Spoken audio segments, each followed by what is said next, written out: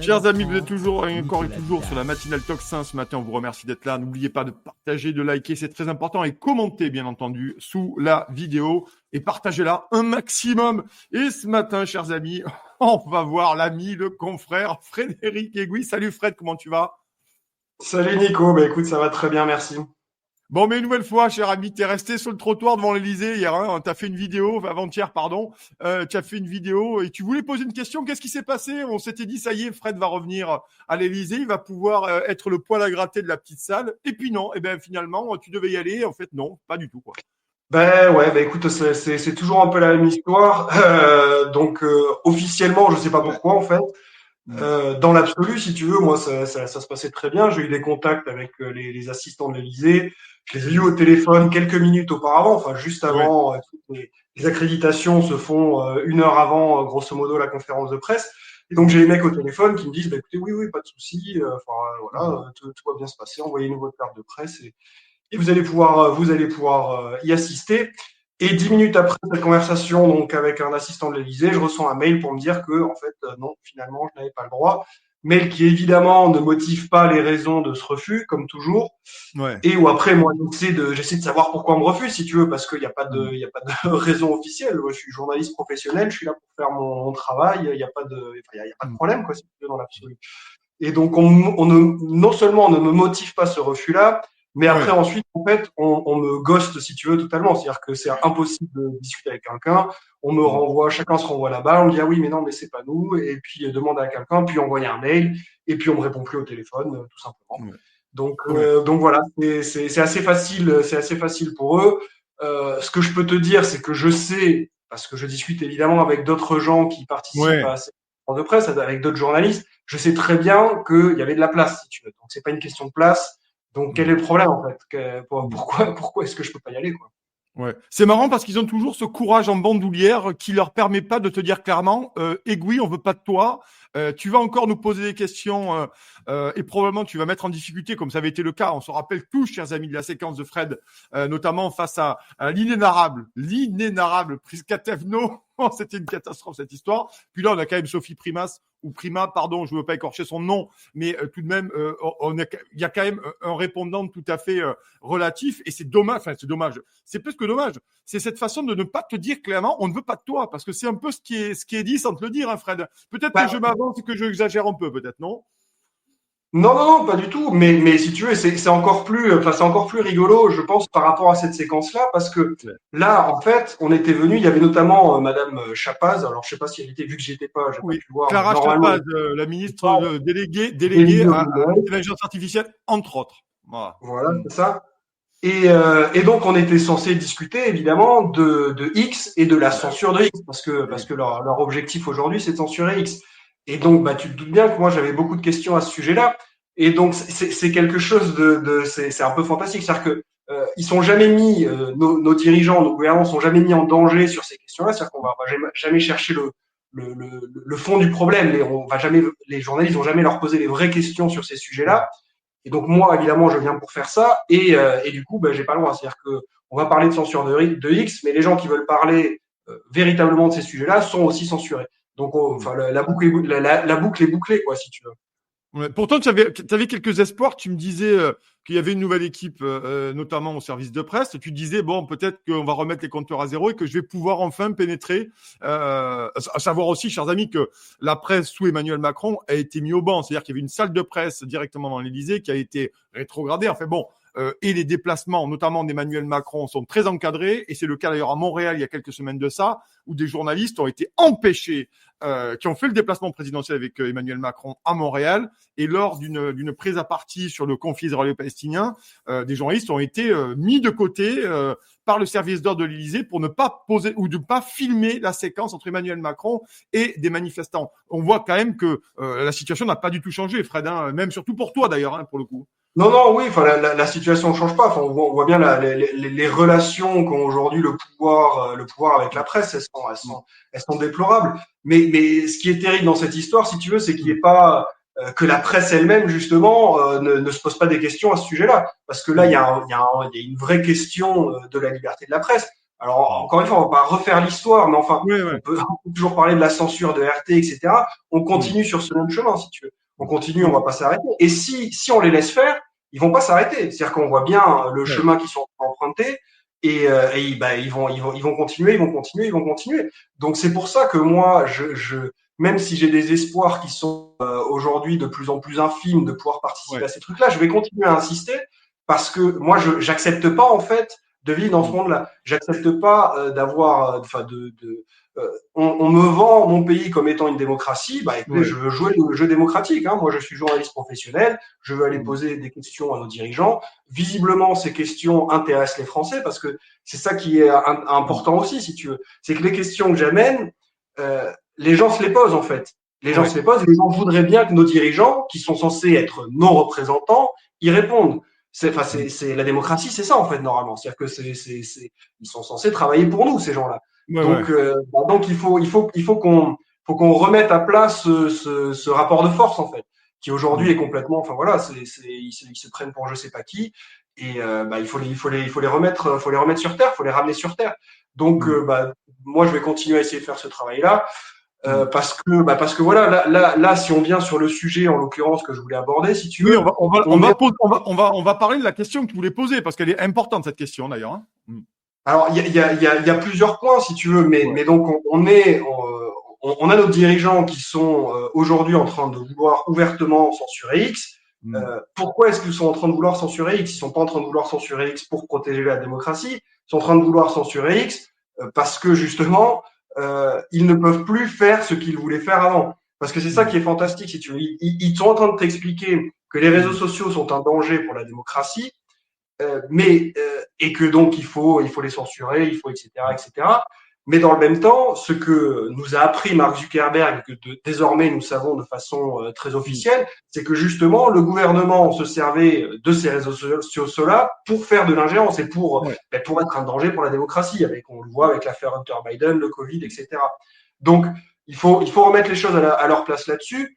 Et il y a un autre sujet évidemment qui est absolument essentiel là-dessus, c'est que ils amènent toute cette idée-là ils le mettent sur le plan de l'ingérence. Alors, ok, Ouais. soit Elon Musk est un milliardaire américain, mais à ce moment-là, si on veut s'attaquer à l'ingérence, est-ce que il n'y a pas d'autre chemin pour s'attaquer à l'ingérence? Parce que effectivement, notre pays est soumis à des forces étrangères, je dirais pas le contraire, mais il faut y faire face. Pourquoi on fait pas face à George Soros? Pourquoi on fait pas face aux Ouais. ONG de George Soros qui ont leurs entrées directement au Parlement européen? Ce qui est quand même Mm. autrement plus important, si tu veux, parce que Mm. ça veut dire qu'ils font concrètement voter les lois.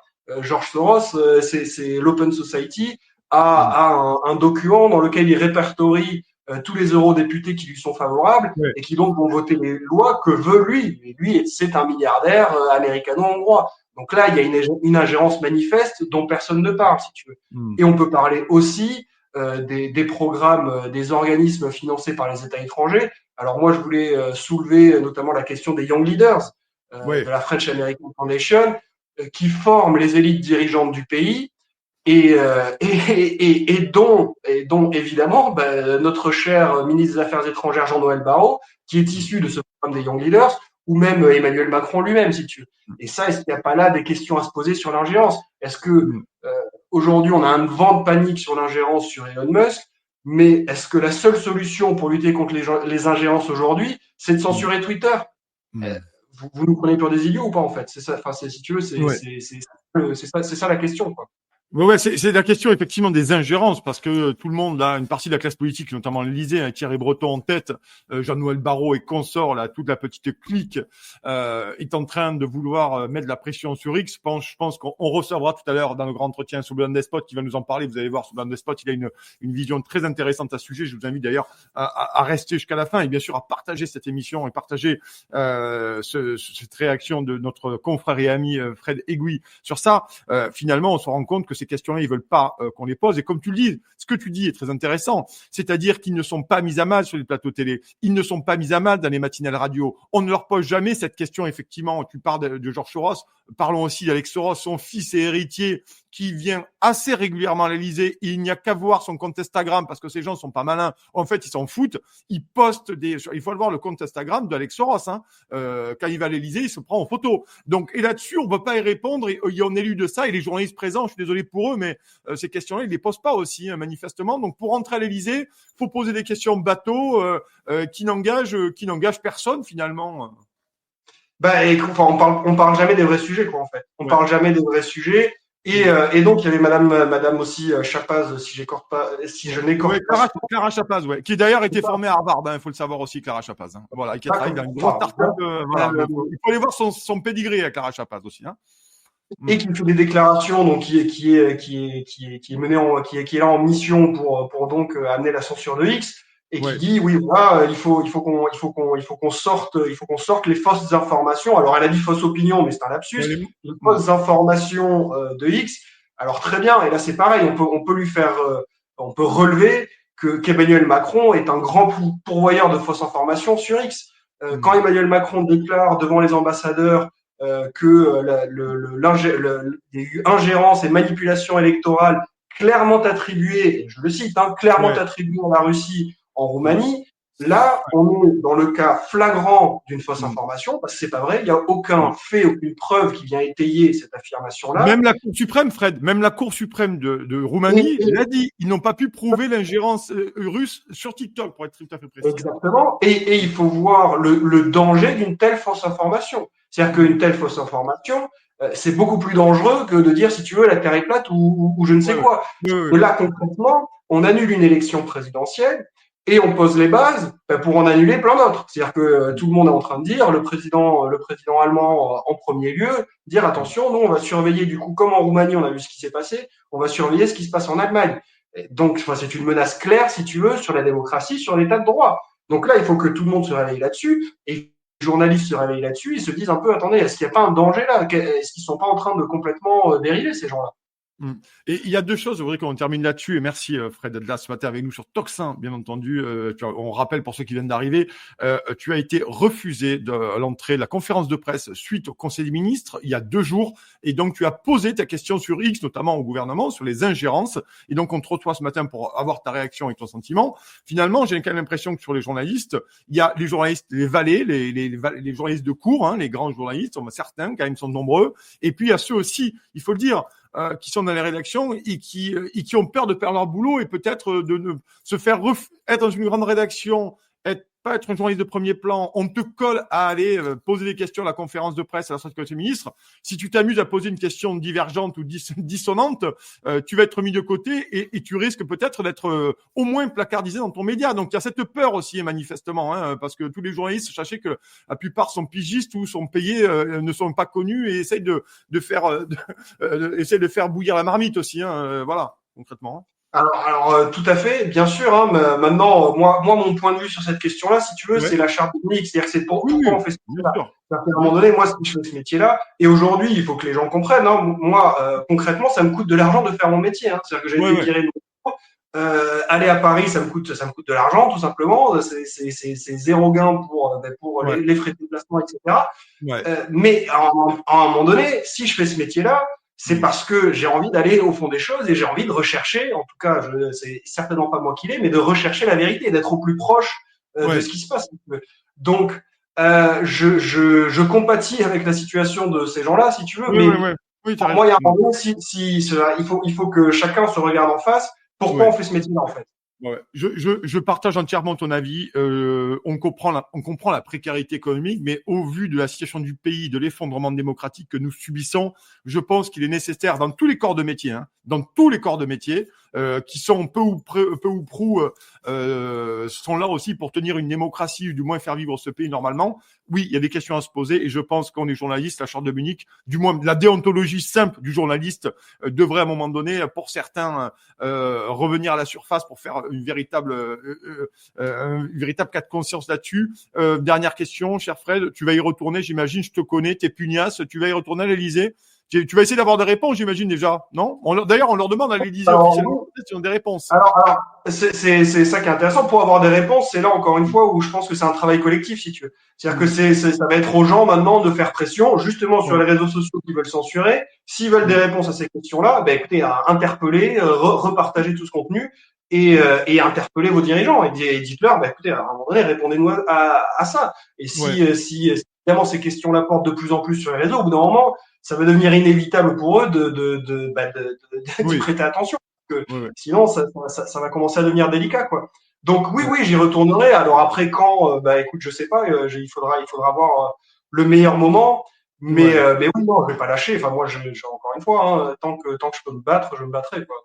Voilà, d'ailleurs, c'est le cas, tu as raison de dire ça sur les réseaux sociaux. Rappelle-toi notamment qu'Agnès Braun-Pivet, l'émérite président de l'Assemblée nationale, avait dit qu'il n'y avait pas d'économie à faire au sein même de l'Assemblée nationale. Les réseaux sociaux s'étaient enflammés quelques heures après et elle avait été contrainte de faire un communiqué de presse avec Gérard Larcher, vous savez, le gastronome, celui qui aime les paupiètes à la crème du Sénat, qui a changé de fauteuil. On est bien content pour Gérard qu'il ait fait un joli fauteuil. D'ailleurs, si il reste un peu d'argent, nous aussi chez Toxin, on voudrait changer les fauteuils. Il ne faut pas hésiter peut-être à Gérard Larcher à nous filer tes bons plans pour changer les fauteuils avec de l'argent public, bien entendu. C'est toujours plus simple. Je plaisante, bien entendu. Finalement, on se rend compte que la force des réseaux sociaux, pour être sérieux, elle peut aussi faire influencer, parce que là, typiquement, on a un cas très clair de polémiques sur les réseaux sociaux qui ont contraint Yael Braun-Pivet à réagir, à faire un communiqué de presse. Donc, il faut aussi miser là-dessus un peu. Hein. Tout à fait. Ouais. Enfin, moi, en tout cas, c'est mon objectif de toute façon. C'est mon objectif vu que de toute façon, j'ai aucun autre moyen d'action, si tu veux. Voilà. Maintenant, je peux même plus rentrer à l'Élysée, bien que je continuerai à essayer. Ouais. Mais oui, bien sûr, aujourd'hui, voilà, et c'est ça et c'est de toute façon, entre nous, évidemment, c'est ça qui leur fait très peur sur les réseaux sociaux. C'est justement d'être confronté à ce réel-là et à ces questions-là. Et enfin, c'est la démocratie qui leur fait peur, concrètement, la démocratie directe. Ouais, la démocratie directe leur fait peur. Je suis d'accord avec toi, mon cher Fred. Merci d'être venu ce matin sur Frédéric Egui, confrère qui s'est fait une nouvelle fois de plus refouler de l'Élysée sans aucune justification. Et je trouve que dans ce pays, c'est scandaleux de refuser un journaliste et de ne pas donner de justification, si ce n'est des questions qui dérangent et qui mettraient à mal la nouvelle porte-parole du gouvernement qui s'appelle Sophie Primas. En tout cas, merci Fred. On te souhaite une excellente journée, un excellent week-end et on te connaît ta pugnacité. On n'en doute pas un seul instant. On sait que tu vas tenter une nouvelle entrée pour poser tes questions qui sont tout à fait légitimes. Merci Fred, on te souhaite une excellente journée, un excellent vendredi. Salut. Merci.